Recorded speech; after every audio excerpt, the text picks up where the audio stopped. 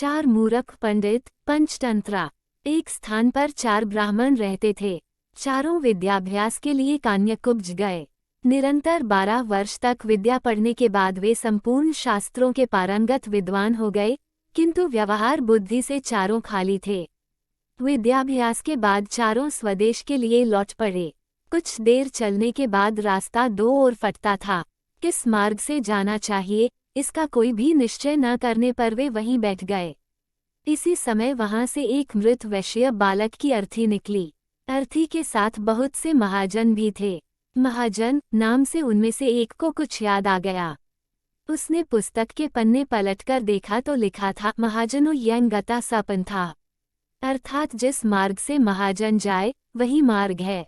पुस्तक में लिखे को ब्रह्म वाक्य मानने वाले चारों पंडित महाजनों के पीछे पीछे शमशान की ओर चल पड़े।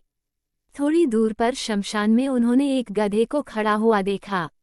गधे को देखते ही उन्हें शास्त्र की यह बात याद आ गई, राजद्वारे श्मशाने च यस्तिष्ठति स बांधवः, अर्थात राजद्वार और शमशान में जो खड़ा हो वह भाई होता है। फिर क्या था, चारों ने उस शमशान में खड़े गधे को भाई बना लिया। कोई उसके गले से लिपट गया तो कोई उसके पैर धोने लगा। इतने में एक ऊंट उधर से गुजरा।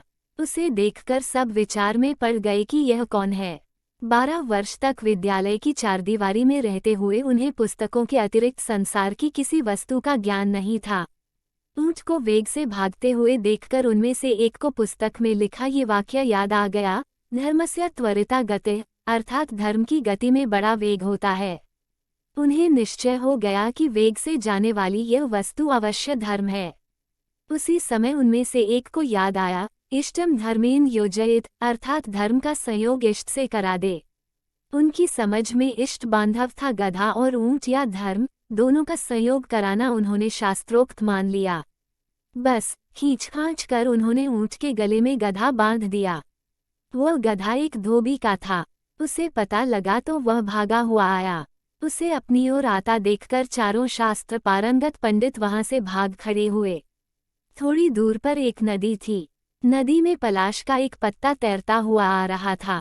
इसे देखते ही उनमें से एक को याद आ गया, आगमिष्यति यत्पत्रम तदस्मंस्तरेष्यति, अर्थात जो पत्ता तैरता हुआ आएगा वही हमारा उद्धार करेगा। उद्धार की इच्छा से वह मूर्ख पंडित पत्ते पर लेट गया। पत्ता पानी में डूब गया तो वह भी डूबने लगा।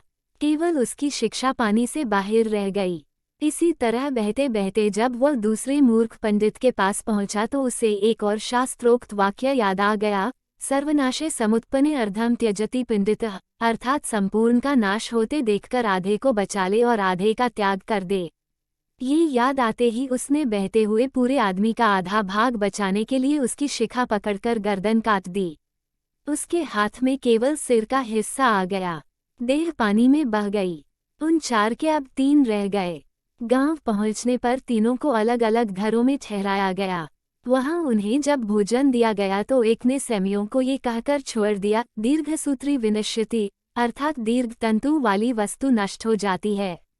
दूसरे को रोटियां दी गईं तो उसे याद आ गया, अतिविस्तार विस्तीर्ण तद्भवेन चिरायुषम, अर्थात बहुत फैली हुई वस्तु आयु को घटाती है। तीसरे को छिद्र वाली वटिका दी गई तो उसे याद आ गया, छिद्रेष्वनर्था बहुली भवन्ति, अर्थात छिद्र वाली वस्तु में बहुत अनर्थ होते हैं। परिणाम ये हुआ कि तीनों की जगह साई हुई और तीनों भूखे भी रहे।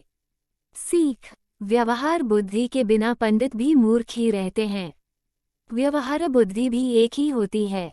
सैकड़ों बुद्धियां रखने वाला सदा डांवाडोल रहता है।